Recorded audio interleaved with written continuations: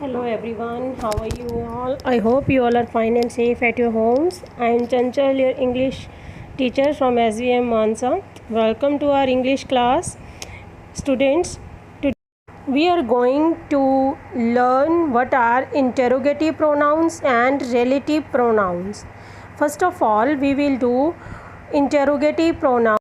Let's discuss what is an interrogative pronoun. An interrogative pronoun is used in asking a question. Interrogative pronoun जो होता है वो एक question पूछने के लिए यूज़ किया जाता है.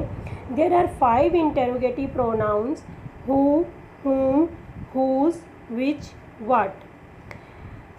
Let's know the use of all these. First of all, we will see what is the use of who. Who is used when we are asking questions about the subject or the sentence. who का प्रयोग तब किया जाता है जब हम किसी से क्वेश्चन पूछते हैं सब्जेक्ट के बारे में जो किसी भी सेंटेंस में दिया होता है.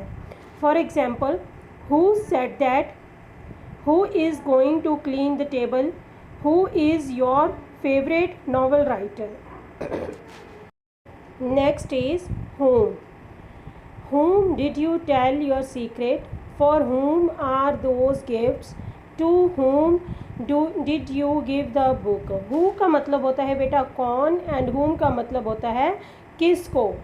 Whom did you tell your secret? आप अपना सीक्रेट किसको बताओगे. For whom are those gifts? ये गिफ्ट किसके लिए हैं. To whom did you give the book? ये बुक आप किसको दोगे. ठीक है. Next is whose. Whose cat is this? किसका. ये कैट किसकी है. whose phone is that? वो फ़ोन किसका है. whose plant was the tallest? किसका प्लांट है जो वो सबसे लंबा है. The next use is which.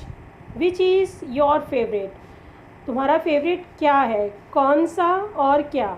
which is your car, the red or black? तुम्हारी कार कौन सी है, रेड और black. Which of those two do you prefer two by? Most of the times which word है वो use होता है जब हमने दो में से किसी एक की बात करनी हो. नेक्स्ट है what. What is used when asking for general information. What का प्रयोग तब किया जाता है जब हम किसी से कोई भी जनरल इंफॉर्मेशन लेना चाहते हैं. What are you doing, what's your name, What is our lesson today? What did you learn today? तो ये हैं जनरल इंफॉर्मेशन जो हम लेना चाह रहे हैं. Okay, now we are going to start our next type, that is relative pronouns. Relative pronouns क्या होते हैं. Who, which, that, etcetera. First of all, we will come to know a relative pronoun introduces a subordinate clause. Relative pronoun होता है जो वो subordinate clause को introduce करता है. तो अब आप सोचेंगे सबऑर्डिनेट क्लॉज क्या होता है. A subordinate clause does not express a complete thought and can not stand by itself as a sentence. तो सबऑर्डिनेट क्लॉज होता है बेटा जो एक फ्रेज होता है, लाइक जो किसी भी सेंटेंस का कंप्लीट सेंस हमें नहीं बताता. सबऑर्डिनेट क्लॉज है जो वो कभी भी सेंटेंस में अकेले यूज़ नहीं होता. It will always used with principal clause. We have an example of subordinate clause. Mom took the garbage that we had collected to the dump.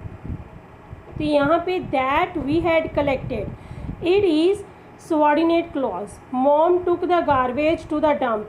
तो ये पूरा सेंटेंस है जो इसकी एक सेंस बनती है, लेकिन दैट वी हैड कलेक्टेड की कोई सेंस नहीं बनती अकेले. इसको अगर हम प्रिंसिपल के साथ फिट करेंगे तभी इसकी सेंस बनेगी. तो इसे बोलते हैं सबऑर्डिनेट क्लॉज. तो जो रिलेटिव प्रोनाउंस होते हैं that, which, who, whom, whose, ये सबऑर्डिनेट क्लॉज को लिंक करने के लिए काम करते हैं. For example, the museum that you saw is a historical landmark. The relative pronoun that is used here. ठीक है. तो यहाँ पे हमें क्या बताया गया है कि ये museum, the museum that you saw, जो आपने देखा वो एक हिस्टोरिकल लैंडमार्क है. तो म्यूज़ियम के लिए हमने यहाँ दैट यूज़ किया.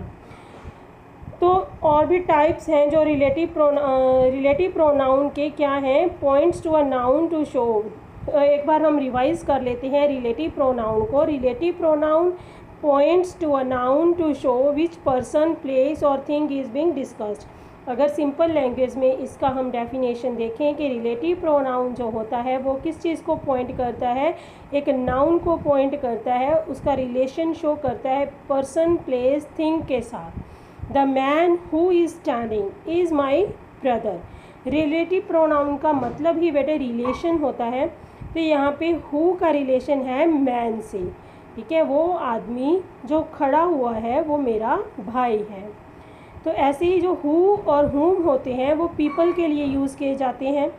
जो विच होते हैं और दैट होता है, which, that, whose, all these are used for animals, things and people.